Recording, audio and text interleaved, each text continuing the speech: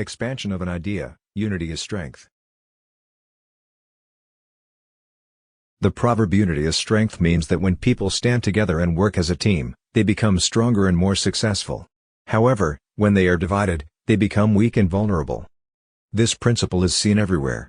In nature, a single stick can be broken easily, but a bundle of sticks is much harder to break. Similarly, a team that works in harmony can achieve great success, while a divided team fails. Families, societies, and even nations grow stronger when their people remain united. History provides many examples of this. India's freedom struggle was successful because people from different backgrounds united against British rule. In contrast, kingdoms and civilizations that suffered from internal conflicts were easily defeated by their enemies.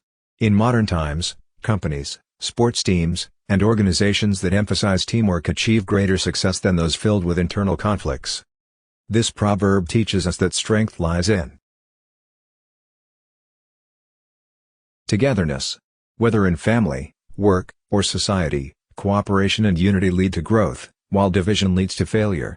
By supporting each other and working as one, we can overcome any challenge. Thanks for watching.